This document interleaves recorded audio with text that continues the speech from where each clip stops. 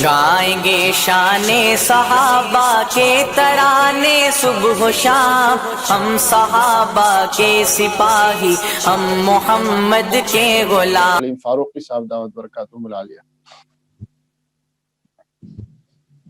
بسم اللہ الرحمن الرحیم۔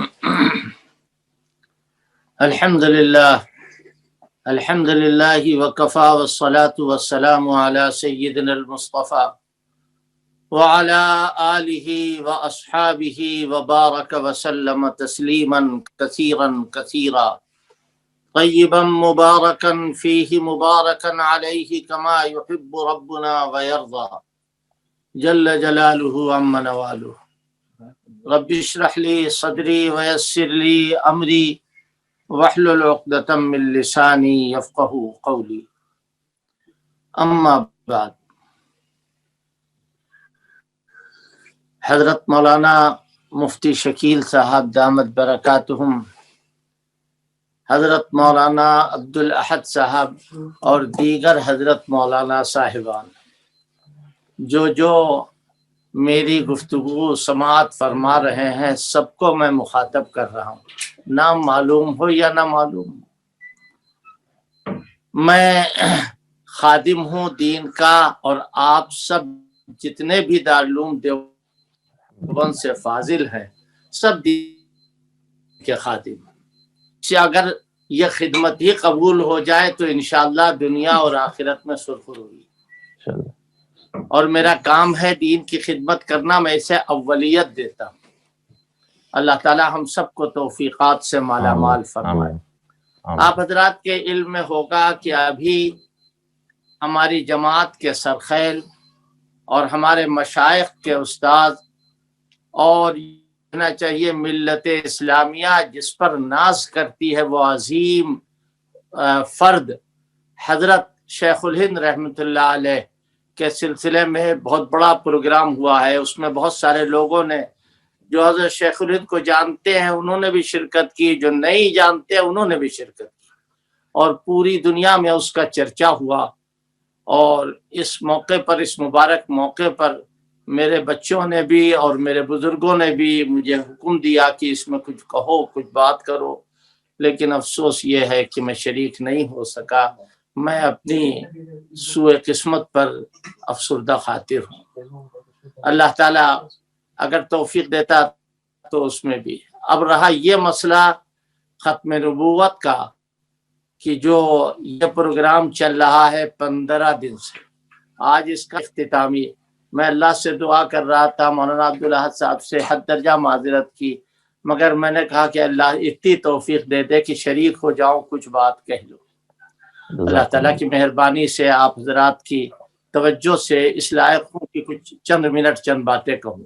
اس کا افسوس ہے کہ حضرت مولانا مفتی شکیل صاحب، جن کو میں دل سے مانتا ہوں، ملاقات ہوئی ہو یا نہ ہو، اور اسی کے ساتھ ساتھ ان کے کاموں کا معترف ہی نہیں بلکہ معتقد ہوں، اور ان کی جو صاف گوئی ہے وہ انتہائی قدر کے لائق ہے۔ اللہ تعالیٰ ان کو اچھا رکھے، خوش رکھے، آمین آمین، اور علمی کمال عطا فرمائے، آمین۔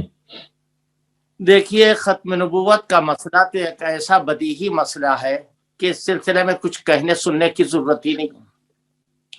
حضور نبی کریم صلی اللہ علیہ وسلم کو اللہ پاک نے نبی بنایا جیسے اور نبیوں کو نبی بنایا، لیکن کچھ فرق ہے۔ مثلا یہ کہ آپ نبی الانبیاء ہیں، آپ نبی الانبیاء ہیں، تمام نبیوں نے آپ کی نبوت اور رسالت پر اعلان کیا اور اللہ نے کروایا، اور اس کا ذکر بھی قرآن مجید میں۔ اقررتم، کیا تمہیں اقرار ہے؟ انہوں نے کہا اقررنا، ہاں ہاں اقرار ہے۔ سارے نبیوں نے آپ کو نبی مانا، سارے رسول، تو آپ نبی الانبیاء ہیں، رسول الرسل ہیں۔ اللہ تعالیٰ نے آپ کو تمام نبیوں کا امام بنایا، لیکن اس کے ساتھ ساتھ ایک بات اور لگی ہوئی ہے۔ کیا حضرت موسیٰ علیہ السلام پیغمبر نہیں تھے؟ حضرت عیسیٰ علیہ السلام پیغمبر نہیں تھے؟ حضور علیہ الصلوۃ والسلام کی ایک خاص صفت ہے، وہ یہ کہ آپ آخر الانبیاء ہیں، آپ خاتم الانبیاء ہیں، آپ پر اللہ نے اپنی نبوت کو ختم کر دیا۔ ایک صاحب کہہ رہے صاحب نبوت ختم ہو گئی تو پھر کام کیسے چلے گا؟ ہم نے کہا قرآن اگر ختم ہو جائے تو کام چلے گا نہیں چلے گا؟ کھلے واہ صاحب واہ، قرآن تو ختم نہیں ہوا، واہ جیسے قرآن ختم ویسے نبوت ختم۔ بس قرآن ختم ہونے کے بعد قرآن تو رہتا ہے، اور نبوت ختم ہونے کے بعد آپ کی نبوت ہے قیامت تک کے لیے، آپ کی نبوت کا چراغ جلتا رہے گا جب تک دنیا ہے، آپ کی نبوت پوری دنیا میں اس وقت تک رہے گی جب تک دنیا۔ کوئی آدمی یہ نہ سوچے، ایک صاحب نے کہا کہ وہ دنیا جو ہے وہ نبوت سے خالی کیسے رہے؟ کہا اسی لیے ہمارے بھائیوں نے امامت کو نبوت کی جگہ پہ لا کے رکھ دیا کہ ہمیشہ امام رہے۔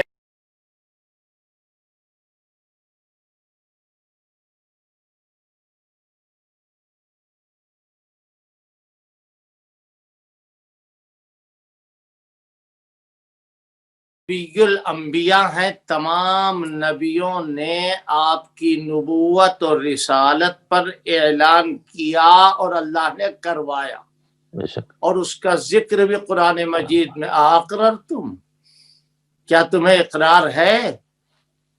انہوں نے کہا اقررنا، ہاں ہاں اقرار ہے۔ سارے نبیوں نے آپ کو نبی مانا، سارے رسول، تو آپ نبی الانبیاء ہیں، رسول الرسل ہیں۔ اللہ تعالیٰ نے آپ کو تمام نبیوں کا امام بنایا، لیکن اس کے ساتھ ساتھ ایک بات اور لگی ہوئی ہے، کیا حضرت موسیٰ علیہ السلام پیغمبر نہیں تھے؟ حضرت عیسیٰ علیہ السلام پیغمبر نہیں تھے؟ حضور علیہ السلام کی ایک خاص صفت ہے، وہ یہ کہ آپ آخر الانبیاء ہیں، آپ خاتم الانبیاء ہیں، آپ پر اللہ نے اپنی نبوت کو ختم کر دیا۔ ایک صاحب کہہ رہے صاحب نبوت ختم ہو گئی تو پھر کام کیسے چلے گا؟ ہم نے کہا قرآن اگر ختم ہو جائے تو کام چلے گا نہیں چلے گا؟ کھلے واہ صاحب واہ، قرآن تو ختم نہیں ہوا، واہ جیسے قرآن ختم ویسے نبوت ختم۔ بس قرآن ختم ہونے کے بعد قرآن تو رہتا ہے،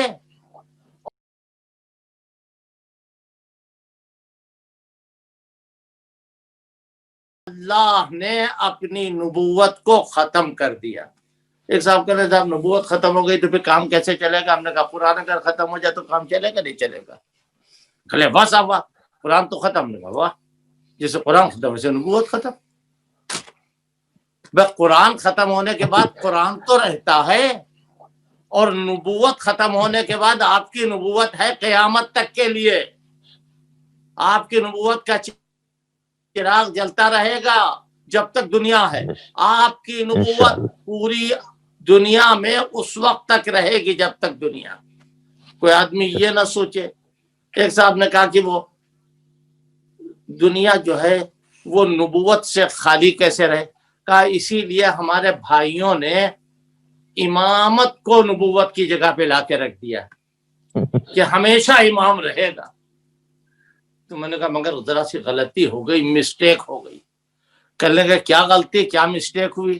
میں نے کہا کہ کب سے امامت کا مسئلہ ہے؟ کہنے حضرت آدم کے وقت سے۔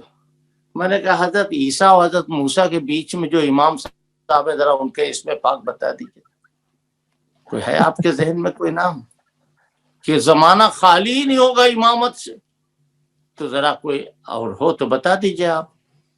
پھر وہی بات کہ مطلب الٹی سیدھی بات کہیں آ جائے، تو لوگوں نے یہ تجویز کیا کہ پہلے تو یہ کہا، ابھی آپ مرزا غلام احمد قادیانی جن کے سلسلے کو خاص زور دیا جاتا ہے اور کہا جاتا ہے، ورنہ جو بھی آدمی اس نوع کا ہے اس کو وہ مخاطب ہوگا اس سلسلے میں، کہ انہوں نے اسٹیپ بائی اسٹیپ، درجہ بدرجہ نبوت تک وہ پہنچے، اور انہوں نے نبوت کا دعویٰ کیا۔ حضرت نبی کریم صلی اللہ علیہ وسلم کو صحابہ اکرام رضوان اللہ تعالی علیہ مجمعین کی پوری جماعت نے ہمیشہ آخری نبی مانا ہے اور تسلیم کیا۔ حضور نے تو جو کچھ کہا وہ کہا، لیکن جو بات صحابہ اکرام کہہ دیں اور اس پر سب متفق ہو جائیں، اس بات سے زیادہ سچی بات کون سی ہو؟ اور یقین جانیے، میں اپنی کہی ہوئی بات نہیں کہہ رہا ہوں، بلکہ اکابر میں سے کسی کا یہ فرمان ہے کہ آپ صلی اللہ علیہ وسلم کو اللہ تعالیٰ نے عربوں میں بھیجا۔ آپ کے سب سے پہلے مخاطب کون ہے؟ عرب۔ کیوں؟ عربوں کا حافظہ بہت مضبوط ہوتا تھا۔ حد یہ ہے کہ انسان تو انسان، اونٹوں کا نسب نامہ انہیں یاد ہوتا تھا۔ اللہ اکبر۔ جی جی اونٹوں کا نسب نامہ، اس کا باپ یہ تھا، اس کا باپ یہ تھا، اس کا باپ یہ۔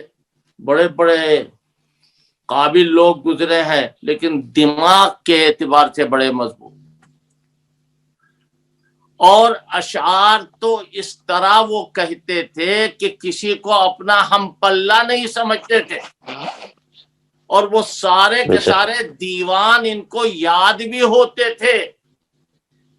اللہ پاک نے عربوں میں آخری پیغمبر اس لیے بھیجا کہ کسی قسم کے سہو کا کوئی اندیشہ نہ ہو۔ اللہ۔ ایسا پیغمبر آئے گا کہ اس کے بعد اب کوئی نبی بنایا ہی نہیں جائے گا، لہذا جو کچھ وہ کہے اللہ نے انتظام کر دیا۔ کہ ایک تو ان کا حافظہ بہت مضبوط، اور دوسرے یہ کہ ان کو حضور سے جتنی محبت، اتنی محبت پوری کائنات میں کسی کو نہیں ہو سکتی۔ پوری دنیا میں کسی کو اتنی محبت نہیں ہو سکتی جتنا صحابہ اکرام حضور کو چاہتے، حضور پاک صلی اللہ علیہ وسلم۔ اور پھر یہ کہ قدر کرنے والے، چاہنے کے ساتھ ساتھ قدر کرنے والے۔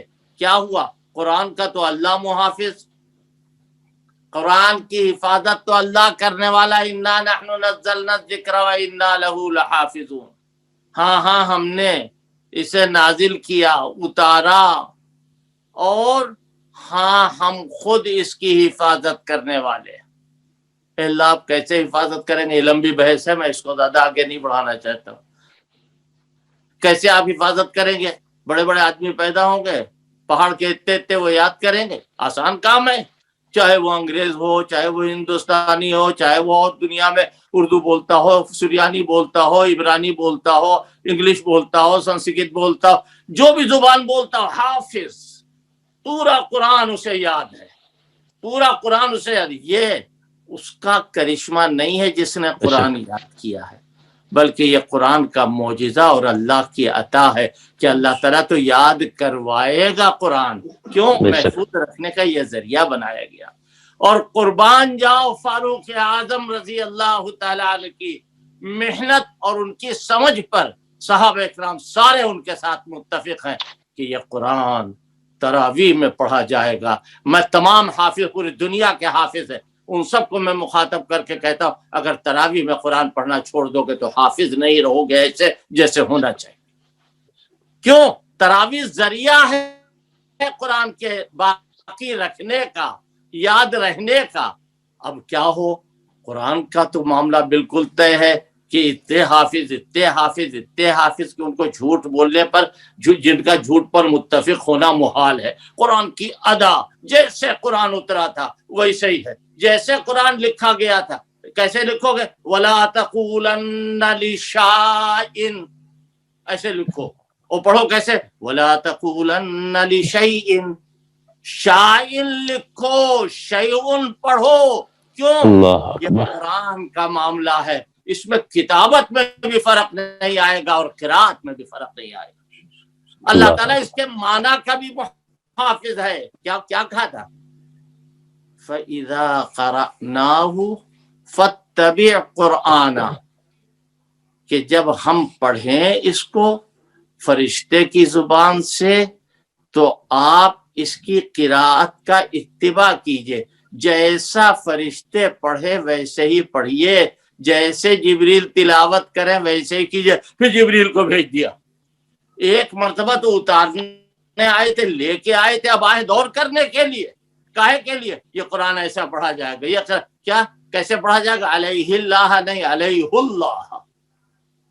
ایسے ہی پڑھا جائے گا، ایسے ہی جبریل نے پڑھا، حضرت نے بھی ایسے ہی پڑھا اور لکھا بھی ایسے ہی گیا. یہ قرآن کی حفاظت ہو رہی ہے. کوئی آدمی قاعدے کی طرف نہ جائے، اللہ کی حفاظت کو دیکھو. حدیث کے معاملے میں نمبر 2، قرآن کے بعد سب سے پہلے حدیث کا درجہ. جس زمانے میں صحابہ اکرام تھے اس زمانے میں صحابہ اکرام کی مبارک زبانوں پر احادیث مبارکہ تھی، اور کوئی مائی کلال اتنی طاقت نہیں رکھتا ہے کہ کسی ایک صحابی کے سلسلے میں کذب کا الزام لگا دے. بے شک. ایک واقعہ ہے بخاری شریف کے صفحہ 3 یا 4 پر، غالباً صفحہ 4. حضرت نے خطوط بھیجے شاہان عالم کے نام، اور وہ خطوط حضرت کے روانہ ہوئے. آپ نے ہرقل کے نام خط بھیجا، اور کوئی چاپلوسی نہیں کی کہ دربار میں پہنچنے کے بعد گردن جھکا کے کھڑے ہو جائے، چاہے جی چاہے مار دو جی چاہے زندہ رکھو. ایسا کچھ نہیں. اسلم تسلم، اسلام لے آؤ تو بچ جاؤ گے. ادعوک بدعایت الاسلام، دعوت دے رہے ہیں. فَإِن تَوَلَّيْتَ فَإِنَّ عَلَيْكَ اسْمَ الْأَرِيسِيِّينَ، اگر تم روگردانی کرو گے تو تمہارے جتنے بھی شاگرد ہیں سب کا گناہ تمہاری گردن پہ آئے گا. وہ بادشاہ نے خط دیکھا تو عربی میں، اور وہ عربی جانتا نہیں. بھائی بلاؤ کسی کو، کوئی عربی جانتا ہو. حضرت ابو سفیان جو مسلمان نہیں تھے اس وقت تک، وہ بلائے گئے. بھئی یہ کیا معاملہ ہے کوئی ایسا بھی؟ کہا ہاں ہے. کیا کہتا ہے بتایا؟ یہ کہتا ہے. اخیر میں پوچھا کیا جھوٹ بولتے ہیں سچ بولتے ہیں؟ یہ موقع تھا، اپنے کفر کا فائدہ اٹھاتے. لیکن اس موقع پر وہ گول کر گئے کہ یہ نہیں کہیں گے کہ یہ جھوٹے ہیں ورنہ جھوٹ ادا ہو جائے گا. حضرت امام اہل سنت مولانا عبدالشکور فاروقی فرماتے کہ جھوٹ کی عادت ایسی ہے اگر پڑ گئی تو پھر کبھی دور نہیں ہوگی، اور ان کو آگے چل کر کے حضور کا راوی بننا تھا، لہذا ان کی زبان پر جھوٹ کو جاری نہیں کیا، سچ ہی نکلا. لہذا انہوں نے سچ سچ بات وہاں کہی. تو حضور پاک صلی اللہ علیہ وسلم کی احادیث مبارکہ صحابہ کے دور میں ایسی ہیں جیسے قرآن کی آیت. ہمارے یہاں تو حدیث پہنچی وَبِهِ قَالَ حَدَّثَنَا يحيى بن بكير قال حدثنا الليث عن عقيل عن ابن شهاب عن عروة عن عائشہ. کتنے راوی چلے گئے اوپر، کتنے راوی آ گئے. اور ان تمام راویوں سے ہو کر کے جو بات آئی ہے. اور صحابہ کرام وہ کہہ سکتے ہیں رأیت رسول اللہ صلی اللہ علیہ وسلم، سمعت رسول اللہ صلی اللہ علیہ وسلم. گویا معلوم یہ ہوا کہ وہ حدیث کے شاہد عدل ہیں. حدیث آ رہی ہے سب سے پہلے صحابہ کو. کوئی اسماء الرجال نہیں ہے اس زمانے میں، کوئی اسماء الرجال کا فن نہیں ہے کہ یہ دیکھا جائے وہ دیکھا جائے، کچھ نہیں. صحابہ کے سلسلے میں جو تنقید کا ارادہ کرے وہ اپنے منہ پہ تھپڑ مارے اور اپنے دماغ کا علاج کرے، اس کے علاوہ کچھ نہیں. صحابہ کی عدالت، صحابہ پہ جرا، یہ ناممکنات میں سے ہے شریعت میں. وہ شرعی بات ہو ہی نہیں سکتی. وہ سارے صحابہ عادل. کوئی آدمی جتنے بھی نقد و جرح کرنے والے ہیں وہ کہ مالک عن نافع عن ابن عمر، امام مالک وہ نقل کرتے ہیں امام نافع سے، وہ نقل کرتے ہیں عبداللہ ابن عمر سے. حضرت عبداللہ ابن عمر کے سلسلے میں سے آگے بڑھانے کی کوئی ضرورت ہی نہیں ہے. جب صحابی تک وہ روایت پہنچ گئی تو سمجھ لو سچی، وہ سچی ہے روایت. تو یہ انتظام صحابہ اکرام کے زمانے میں ہو رہا ہے. پھر قربان جاؤ، بعد کے علماء نے مستقل طور پر ایک فن جاری کیا، قائم کیا کہ یہ اسماء الرجال کا فن ہے، اس میں راویوں کی جانچ پرکھ ہوگی لیکن صحابہ کی جانچ پرکھ نہیں ہوگی. تو یہ دونوں اصل باقی ہے. حضرت ابو ہریرہ اللہ اکبر، ان کا احسان مانو. ڈنڈی مارنے والے تم ہو سکتے ہو، وہ نہیں ہیں، وہ نہیں ہیں، وہ رسول اللہ صلی اللہ علیہ وسلم کے معتمد ہیں، ایسے معتمد کہ لاکھوں حدیثیں ان کے پاس، ہزاروں حدیثیں ان کے پاس، وہ امت کے محسن ہیں۔ صحابہ اکرام نے حدیثوں کی، یہ سب کیوں ہوا؟ اس کا جواب میں نے جو بیان کیا، یہ کیوں؟ حضور آخری پیغمبر ہے، حضور خاتم النبیین ہے، حضور آخر الرسل ہے، آپ کو اللہ نے رسول بنایا۔ پھر آپ کے دنیا سے پردہ فرمانے سے کچھ پہلے ایک سرفرا کھڑا ہو گیا، اس نے وہ بات نہیں کہی جو مرزا غلام احمد قادیانی کہتے ہیں، ان سے تو غنیمت ہی بات کہی۔ انہوں نے کہا کہ میں بھی رسول اللہ، تم بھی رسول اللہ، اور خط لکھ رہا ہے میں مسیلمۃ رسول اللہ الی محمد رسول اللہ، یہ رسول اللہ جو مسیلمہ ہے، رسول اللہ جو محمد ہے، ان کے پاس بھیج رہا ہے۔ حضرت کے پاس یہ خط گیا، حضرت کے پاس یہ خط گیا تو آپ نے اس کو سنا اور سننے کے بعد فرمایا جواب لکھو۔ میں کہتا ہوں آپ سے، میں تو معمولی قسم کا آدمی، ہاں بے شک مفتی صاحب بیٹھے ہوئے ہیں، مفتی شکیل صاحب ہے، حدیث باہر لوگوں میں سے ہیں، وہ تحقیق کر کے بتائیں حضور نے کبھی کسی کو ایسا خط لکھا، اتنا سخت خط؟ کیا لکھا؟ من محمد رسول اللہ الی مسیلمۃ الکذاب۔ یہ کذاب کا لفظ جو ہے، یہ معلوم ہے، یہ کوئی بھی نبوت کا دعویٰ کر دے، کوئی بھی حضور کے بعد نبوت کا دعویٰ کر دے بغیر دلیل کے اس کو کذاب کہو۔ اللہ کے پیغمبر نے سکھایا، اللہ کے پیغمبر نے بتایا کہ مسیلمہ سے دلائل طلب کرتے، کوئی دلیل نہیں، آپ آخری پیغمبر، آپ آخری نبی ہیں، دلائل طے کرنے کی کوئی ضرورت نہیں، دلائل طلب کرنے کی کوئی ضرورت نہیں۔ آج اگر کوئی نبوت کا دعویٰ کر دے، بعض لوگ دعویٰ تو نہیں کرتے لیکن کوشش کرتے ہیں کاش کہ ہو جائے معاملہ تو بہت زیادہ اچھا ہے، الہام ہونے لگے، مامور من اللہ ہو جائیں، اور اسی کے ساتھ ساتھ یہ کہ بہت سارے الہام ایسے ہو جائیں، اور میں راستہ صاف کرنے والا بن جاؤں، روڈ پر جو کام کرنے والے ہیں وہ بن جاؤں، سب فالتو باتیں، کچھ نہیں ہو پائے گا۔ اگر آپ نبوت کا بھی دعویٰ کر دیں گے تو کوئی آپ کو نبی نہیں مانے گا، اور جو مانے گا وہ آپ کے جیسے پاگل قسم کے لوگ ہوں گے، اس لیے کہ نبوت ختم، نبی نہیں آئے گا۔ آپ کوئی نبی آئے گا لیکن بنایا نہیں جائے گا۔ کون نبی آئے گا؟ حضرت عیسیٰ علیہ السلام، جن کو آسمان پہ زندہ اٹھا لیا گیا، وہ مرے نہیں ہیں، ان کو زندہ آسمان پر اٹھایا گیا۔ قرآن بھی یہی بتا رہا اور احادیث مبارکہ بھی یہی بتا رہی۔ تو اللہ نے آپ کو آخری پیغمبر بنایا۔ مسیلمہ کذاب نے حضور کے سامنے، میں یہ کہتا ہوں کہ یہ انتظام خداوندی ہے، مسیلمہ کا اظہار کرنا کہ میں نبی ہوں، یہ انتظام خداوندی ہے کہ دیکھو کیا حشر ہوگا جو حضور نے کیا، جو حضور نے کیا وہی حشر ہونا چاہیے، کہ اس نے نبوت کا دعویٰ کیا، حضرت صدیق اکبر کو اللہ نے کھڑا کر دیا، اور کیا ہے، یہ جائیں گے اس سے قتال کرنے کے لیے، یہ بھیجیں گے لوگوں، ایک دو نہیں کئی ایک نبی پیدا ہوئے اس زمانے میں جھوٹے۔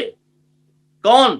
اسود عنسی، طلحہ اسدی، مسیلمہ کذاب، اور سجاہ نامی ایک میڈم عورت، انہوں نے بھی نبوت کا دعویٰ کیا، اور ان کے ماننے والے جو تھے وہ ان کو چھوڑ کے کہیں جاتے ہی نہیں تھے، ہمیشہ ان نبیہ کے پاس رہتے تھے، ایک منٹ کے لیے ان کی جدائی گوارا نہیں تھی۔ اور اس پر کہا انہوں نے کہ امست نبیتنا انسا نطوف بہا، امست نبیتنا انسا نطوف بہا فاصبح انبیاء الناس ذکرانا۔ سارے جہان میں مرد لوگ پیغمبر ہوئے، ہمارے وہاں تو محترمہ پیغمبرہ ہوئی، اور ہم ان کے ارد گرد طواف کیا کرتے ہیں، اور کیا کریں گے آپ، اور کیا کریں گے، ارد گرد ان کے طواف کیا کرتے ہیں۔ تو نبوت کا دعویٰ کرنے والوں کا کیا حشر ہوا؟ حضرت نبی کریم صلی اللہ علیہ وسلم کے بعد سب سے پہلا جو دین کا کام ہوا ہے وہ مدعیان نبوت سے دو ہاتھ. مدعیان نبوت، یہ جو زکوٰۃ کا مسئلہ آتا ہے اور مانعین زکوٰۃ کے مقابلے پر صدیق اکبر کھڑے ہوئے، وہ منکرین زکوٰۃ نہیں تھے بلکہ مانعین زکوٰۃ تھے. زکوٰۃ کو روکنے والے تھے، انکار کرنے والے نہیں تھے. بات لمبی ہوگی لہذا اس کو یہیں پر ختم کیجئے کہ سب سے مبارک کام حضور کے بعد جو ہوا وہ ختم نبوت پر محنت اور مدعیان نبوت کا مقابلہ. ایک بات یہ ہوئی. اب آئیے، دنیا میں بہت سارے لوگوں نے نبوت کا دعویٰ کیا ہے لیکن آج زیادہ تر لوگوں کے نام بھی نہیں معلوم. کون تھا نبی، کس نے نبوت کا دعویٰ کیا آپ کے بعد، بہت سارے لوگوں کے نام نہیں معلوم. 2 4 5 10 جو زبان پہ چڑھے ہوئے ہیں وہی نام آتے ہیں. یہ کیا بات ہے؟ اللہ اس چراغ کو بجھا دے گا جو حضور کے مقابلے پر نبوت کا دعویٰ کرنے کے لیے جلائے گا. حضور پاک صلی اللہ علیہ وسلم آخری پیغمبر ہے. اب آپ کے بعد سوال نہیں پیدا ہوتا. اور اگر کوئی خر دماغ ہوگا وہی نبوت کا دعوے دار بھی ہوگا. اس کا ثبوت میرے پاس، اس کا ثبوت میرے پاس. اپنے زمانے میں مرزا غلام احمد قادیانی سے زیادہ پھکڑ دنیا میں کوئی آدمی نہیں، کوئی آدمی نہیں تھا. حافظہ نام کو نہیں. توبہ توبہ توبہ. یہ اللہ کی وحی کی حفاظت کریں گے. مرزا صاحب سو رہے ہیں، صبح جلدی اٹھے، کیا ہوا، کیا ہے، دوڑ کیا ہوا، ارے بھائی کچھ ہوا تو بتائیے. میرا جوتا کھو گیا. اب لوگ تلاش کر رہے ہیں، کہا ایک جوتا ہے ایک کھویا. تو لوگ آئے، واقعہ لمبا ہے، تفصیل میں اپنے الفاظ میں کہہ رہا ہوں. وہ دوسرا جوتا پیر ہی میں پہنے ہوئے تھے اور دونوں جوتے پیر میں پہن کے کہنے لگے بھائی کیا بتاؤں، میرا خفین، میں سمجھا میں خفین پہنے ہوں، خفین پہن کے لیٹتے تھے رات میں. تو خیر بہرحال وہ جوتا مل گیا. اس سے بڑی بات، ایک دن رات میں اٹھ گیا کہ ڈاکٹر کو بلاؤ، ڈاکٹر میرے سینے میں درد ہو رہا ہے، چیخ رہے ہیں، چلا رہے ہیں بہت زیادہ. لوگ گئے کہ حضرت صاحب بیمار پڑ گئے. ڈاکٹر صاحب رات میں اٹھا کے 2 بجے 3 بجے آئے گھر پر. انہوں نے ہاتھ رکھا اور کہا یہ آپ کے سینے پر کڑا کڑا کیا ہے؟ کہلے آپ دیکھیے. جلدی سے انہوں نے ہاتھ ڈالا اندر کی جیب میں، دیکھا اتنا بڑا گمہ رکھا ہوا ہے، اتنی بڑی اینٹ رکھی ہوئی لکھوری. یہ کیا ہے؟ کہا مجھے کیا معلوم. مرزا محمود کھیل لیے تھے، انہوں نے کہا کہ جیب میں رکھ لو. میں نے جیب میں رکھ لیا اور جیب میں رکھنے کے بعد بھول بھی گئے. اور مرزا صاحب کو اکثر یہ نہیں یاد رہتا تھا کہ الٹا پیر کون سا ہے، سیدھا کا پیر کا. کبھی سیدھے پیر کو الٹے پیر، سیدھے جوتے میں الٹا پیر داخل کیے ہوئے اور الٹے جوتے میں سیدھا پیر داخل کیے ہوئے ہیں. ایسے ہیں آپ کا حافظہ یہ ہے. آپ بالکل ایسے ہیں کہ دماغ نہ کوئی چیز ہی نہیں ہے. جوتا کھو گیا تو پتہ نہیں، حالانکہ جوتا ہوتا نہیں کھویا تھا، کوئی شبہ ہے. اور پھر اسی کے ساتھ ساتھ یہ کہ مرزا غلام احمد قادیانی کے جتنے بھی معاملات ہیں سارے کے سارے ایسے ہیں کہ کوئی بات ایک جگہ پر کہہ کر کے وہ اس بات پر ٹکے ہیں ہی نہیں، اس سے الگ. آج یہ کہا کل دوسری بات کہی، پرسوں دوسری بات کہی. آپ نبوت کے دعوے دار، آپ نبوت کا دعویٰ کر رہے ہیں کہ ہم نبی ہیں اللہ کے، ہمیں مانو. اور یہاں تک نہیں، سچا ہے وہ خدا جس نے قادیان میں اپنا نبی بھیجا. اور یہی نہیں، ہمارے دادا امام اہل سنت مولانا عبدالشکور فاروق رحمۃ اللہ علیہ رحمت اللہ کوکن گئے. کوکن جو ہے تو ادھر رتنا گیری کی طرف، میں وہاں گیا ہوں اور وہاں بعض وہ لوگ، ان لوگوں سے بھی ملاقات ہوئی کہ جن کے علم میں ہے حضرت کا جانا، جنہوں نے ملاقات بھی کی. تو بڑی لمبی بات ہے. حضرت مناظرے کے لیے پہنچے اور 2 دن پہلے حضرت کے مواعظ ہوئے. تو مواعظ کے نتیجے میں جتنی مسجدیں تھی سب بھر گئی ایک دن کے اندر. اور اس کے بعد میں جو مناظرے کے جج تھے حضرت ان سے ملے. کہلے بھائی مناظرے کا موضوع تو مجھ سے پوچھ کے ان لوگوں نے طے نہیں کیا ہے، اور مگر یہ کہ جو انہوں نے طے کیا میں اس کی تابع داری کروں گا. کہا کیا ہے موضوع؟ کہا کہ آپ مرزا کا جھوٹ ثابت کریں گے اور آپ مرزا کا سچ ثابت کریں گے، اور سچ ثابت کرنے والے پہلے تقریر کریں گے۔ تو ہمارے دادا نے جج سے کہا کہ اگر وہ 4 دن لگا دیں سچ ثابت کرتے کرتے تو ہم خاموش بیٹھے رہیں گے، 5 دن لگا دیں، 10 دن لگا دیں تو ہم یوں ہی بیٹھے رہیں گے خاموش۔ کہنے نہیں، آپ بتائیے کیا حل ہونا چاہیے؟ آپ اپنا وقت بچائیے، ہم بھی اپنا وقت بچا رہے ہیں، پہلے ہم جھوٹ ثابت کر دیں، اگر جھوٹ ثابت ہو گیا تو آپ یاد رکھیے پھر ان کو تقریر کرنے کی بھی ضرورت نہیں پڑے گی، اس لیے کہ جھوٹے ہو گئے سچ اب کیا ثابت کرو۔ یہی ہوا۔ تو ہمارے دادا نے فرمایا کہ بھائی آپ نے اپنی کتاب میں لکھا ہے، مرزا غلام احمد قادیانی نے اپنی کتاب میں لکھا ہے کہ قرب قیامت میں آسمان سے آواز آئے گی، ھذا خلیفۃ اللہ المہدی۔ جب یہ آواز آئے گی تو اس سے مراد میں ہوں گا اور میرے لیے کہا، اور کہنے لگے یہ روایت اصح الکتب بعد کتاب اللہ بخاری شریف کے اندر موجود ہے۔ امام اہل سنت فرماتے ہیں دیکھو بھائی یہ بخاری ہے، اس میں یہ روایت دکھا دو۔ تو وہ صاحب جو مناظر تھے قادیانیوں کے، وہ کہنے لگے کہ سب سبقت قلم ہے۔ کہا اچھا سبقت قلم کیا چیز ہوتی ہے یہ آپ کو معلوم ہے؟ بتائیے کون کون چیزیں اس میں سبقت قلم ہے؟ ھذا سبقت قلم ہے، خلیفۃ اللہ سبقت قلم ہے، المہدی یہ سبقت قلم ہے، اور یہ اصح الکتب بعد کتاب اللہ کون چیز سبقت قلم ہے؟ کہنے لگے جاہلوں تمہیں معلوم ہے سبقت قلم کا مطلب ہے کا کی جگہ پر کو آ گیا، کو کی جگہ پر کی آ گیا، یہ ہے سبقت قلم؟ یہ سبقت قلم نہیں ہے، یہ جھوٹ ہے۔ پھر کہا کہ اچھا دیکھیے آپ اس کو مانیے۔ خیر وہ کہنے لگے ٹھیک ہے مان لیا۔ تو امام اہل سنت فرماتے ہیں دوسرا جھوٹ یہ ہے کہ 3 شہروں کا نام اللہ نے بڑے اہتمام کے ساتھ قرآن میں لیا ہے، ایک مکہ، ایک مدینہ، ایک قادیان۔ کا مکہ مدینہ کا نام تو میں بھی جانتا ہوں، یہ قادیان کا نام کہاں لیا قرآن میں؟ تو ایک روایت اس میں یہ ہے کہ انہوں نے کہا 2 ہی جھوٹ تو ثابت ہوئے، تو اس پر میرا ایک حاشیہ ہے۔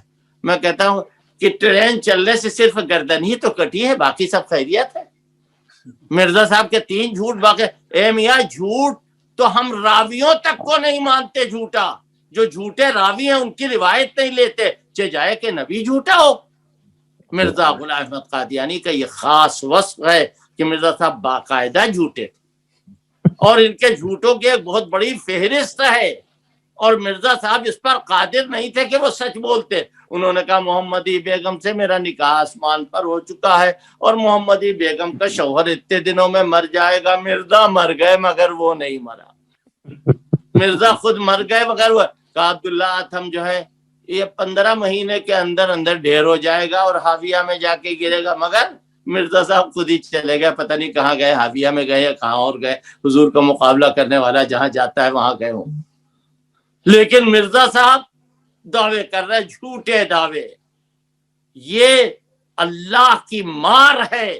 اللہ پاک نے نبی کو بھیجا۔ میں نے تو کہا ایک مرتبہ قادیانیوں سے بات ہو رہی تھی، ہم نے کہا بیکار زور لگا رہے ہیں۔ کہنے صاحب وہ اجرائے نبوت والی بات، ہم نے کہا اجرائے نبوت ہو یا کہو اللہ میاں کو یہی ملا تھا کہ جسے نبی بناوے، اجرائے نبوت اگر ہو بھی لو فرضنا کا فرض المحالات، لو فرضنا کا فرض شریک الباری، لو فرضنا کا فرض اجتماعی نقیزین، اگر اجرائے نبوت ہو بھی تو یہی سڑا ہوا آدمی ملے گا، اللہ کو اور کوئی آدمی نہیں ملا کہ جسے نبی بنائے۔ تو ہم نے کہا مرزا صاحب ہائی اسکول فیل انٹر پاس ہیں، ہائی اسکول فیل ہے انٹر پاس۔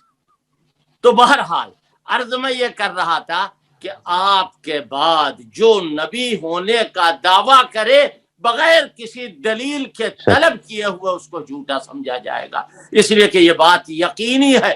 جیسے ہم دن کو دن دیکھ رہے ہیں، آسمان کو آسمان دیکھ رہے ہیں، زمین کو زمین دیکھ رہے ہیں، اسی طرح آپ کے بعد ہم آپ کو آخری نبی دیکھ رہے ہیں، آپ کے بعد کوئی نبی نہ ہوا ہے نہ ہوگا۔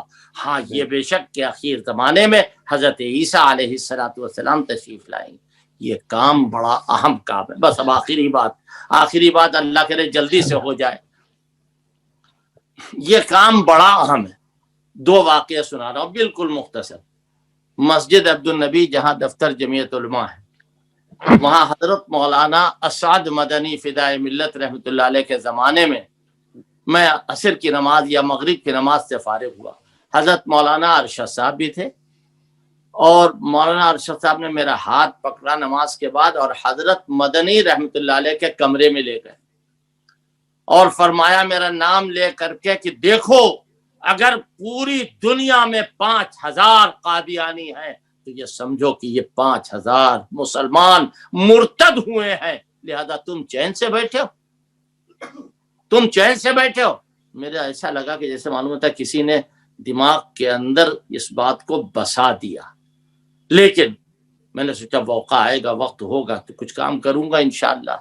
پھر حضرت مولانا علی میاں سن 2019 کا آخری دن تھا جب حضرت مولانا 1900 کا آخری جو بھی تاریخ ہو، تو حضرت مولانا علی میاں صاحب نے انتقال سے کچھ دن پہلے میں ان سے ملنے کے لیے گیا، انہوں نے مجھے بلایا اور بلانے کے بعد کہا بھائی دیکھو تم شیعت کے سلسلے میں کام کر رہے ہو، رضا خانیت کے سلسلے میں، اس سلسلے میں تم قادیانیت کو بھی اپنے ایجنڈے میں لاؤ۔ اب میں کہہ رہا ہوں یا اللہ یہاں کون سا قادیانی ہے لکھنؤ میں، کون سا ایسا زور ہے؟ حضرت نے فرمایا کہ قادیانیت پر پوری توجہ دو، اور حضرت کا وصال ہوا ہے 99 میں تو ہوا ہے، حضرت کا وصال ہوا ہے 99 میں نہیں ہوا ہے، آخری تاریخ 31 دسمبر کو ہوا ہے، 2031 دسمبر۔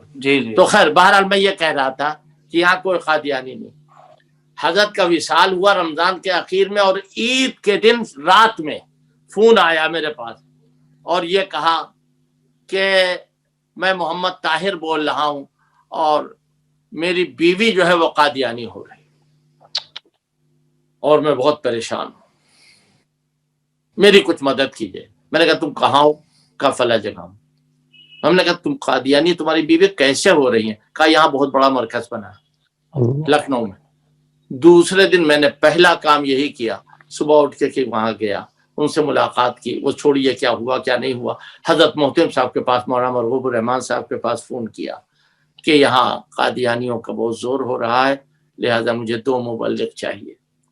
اور میں نے اس سلسلے میں لگا، میں کوشش کی، اور میں نے محسوس کیا کہ یہاں تو 50 ایسے گھرانے ہیں، ایسی جگہ ہیں کہ جہاں قادیانی مبلغ باقاعدہ طور پر کام کر رہے ہیں، کہیں امام ہے قادیانی، کہیں معلم ہے قادیانی، اور لوگ جو ہیں وہ کوئی موٹر سائیکل کی لالچ میں، کوئی کمبل کی لالچ میں، کوئی ماہانہ وظیفے کی لالچ میں لوگ قادیانی ہو رہے ہیں۔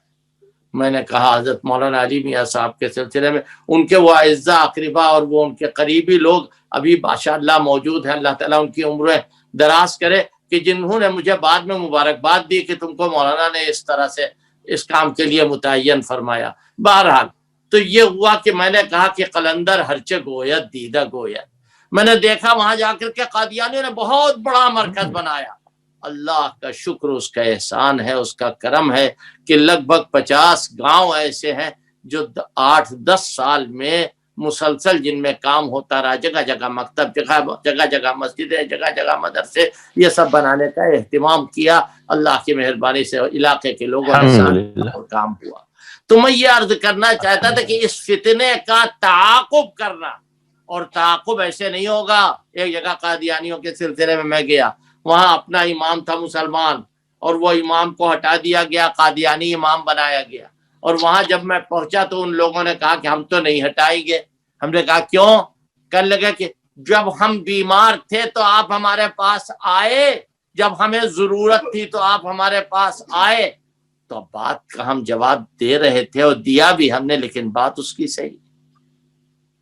ہم نے کہا کہ بھائی دیکھو، بیمار جب آدمی ہوتا ہے تو ڈاکٹر کے پاس جاتا ہے، بھوکا جب ہوتا ہے تو کھانے کے پاس جاتا ہے، تم کو کم سے کم ہمیں اطلاع تو دینا چاہیے۔ ان کا نہیں، آپ کو اطلاع رکھنا چاہیے۔ میں نے کہا اچھا مجھ سے قصور ہوا، آئندہ سے اس کا خیال کریں گے۔ یقین جانیے ایسے نہ معلوم کتنے علاقے ہیں، اللہ کی مہربانی سے، اللہ پاک کی مہربانی سے وہ علاقے جو ہیں وہ صاف ہوئے۔ تو ہم اپنے علماء جو دارالعلوم سے فاضل ہے یا نہیں فاضل ہے، کسی اور ادارے سے فاضل ہے، وہ اس کی فکر کرے، اور اب ہر علاقے میں ہمارا مکتب ہو۔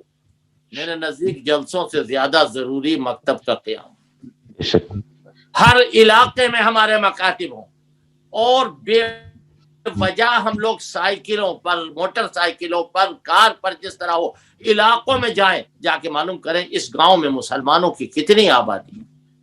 آپ کو بتائیں ہوش حواس نہیں باقی رہتے۔ آج بھی اگر میں یاد کر لیتا ہوں، ایک گاؤں میں گیا، قریب تھا رمضان کا مہینہ، ہم نے کہا یہاں قرآن ہوگا، تو ایک بوڑھے 94 سال کی عمر کے آدمی آئے، 2 آدمی ان کو پکڑے ہوئے تھے، اور انہوں نے مجھے لپٹا لیا اور کہنے لگے 70 سال سے یہاں جانتا نہیں ہے کوئی کہ تراویح کیا ہے، تراویح کیا ہے ہمیں معلوم نہیں۔ چنانچہ وہاں اللہ کی مہربانی سے وہاں قرآن شریف تراویح میں پڑھا گیا۔ تو میں یہ کہنا چاہتا ہوں کہ 1-2 گھر مسلمان ہیں، باقی سب غیر مسلم ہیں، اور اگر وہاں مسجد بھی ہے اور وہاں جماعتیں وغیرہ نہیں آ رہی ہیں اور کام نہیں ہو رہا ہے، تو یاد رکھیے قادیانی آرام سے وہاں جائیں گے اور جا کر کے وہاں رہیں گے، وہاں گھر میں بدکاریاں کریں گے اور اپنا جھونج لگائیں گے وہاں، اور وہاں لوگوں کے اعتقاد کو خراب کریں گے، عقیدے کو خراب کریں گے۔ یہ یاد رکھیے، یہ یقینی بات ہے۔ ایسے کوردہ علاقے جہاں جا نہیں سکتے، کھانے پینے کی کوئی چیز نہیں ملے گی، وہاں جائیے، وہاں جا کر کے کوشش کیجیے۔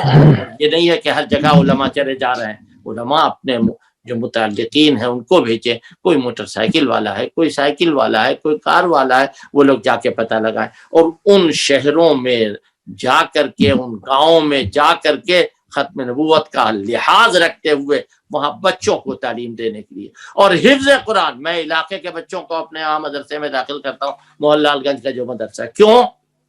اگر ایک گاؤں کا ایک بچہ ہمارے یہاں پڑھ کر کے حافظ ہوا ہے تو اس گاؤں میں قادیانی نہیں جائے گا، وہ محفوظ ہو جائے گا۔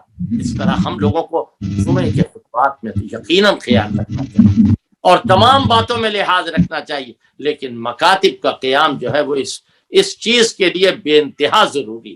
اگر مکاتب کا قیام ہو جائے تو ماشاءاللہ سب طرف کام ہوتا رہے گا، اور یہ تو ایک ایسا کام ہے جو میرا ارادہ تھا 5-10 منٹ کچھ کہنے کا، لیکن آپ حضرات علماء اکرام ہیں جو میرے سامنے ہیں اور میرے نزدیک فہیم ہیں، دانا ہیں، پڑھے لکھے، زیادہ کچھ باتیں زبان سے نکل گئی، اور جو لوگ سن رہے ہوں ان کے لیے بھی میں یہ سمجھتا ہوں کہ آپ اتنے دنوں میں ماشاءاللہ بڑی قیمتی باتیں آپ حضرات نے سماعت کی ہوں گی، اور انشاءاللہ اور مواقع آئیں گے کہ جو یہ باتیں سننے میں آئیں گی، اس طرح کی اور باتیں بہت ساری سننے میں آئیں گی۔ یہ میری گزارش ہے، یہ میرا مشورہ ہے، اور یہ میرے تجربے کا ایک نچوڑ ہے کہ مکاتب کا قیام کرو قادیانیت کی رد کے لیے۔ میں وہاں تھا، ختم نبوت کا پروگرام تھا لندن میں، وہاں مجھے بلایا گیا تھا، تو میں نے ایک بات رکھی، حالانکہ ان لوگوں نے اس کو نہیں قبول کیا، لیکن بہرحال مجھے تو رکھنا ہی تھا۔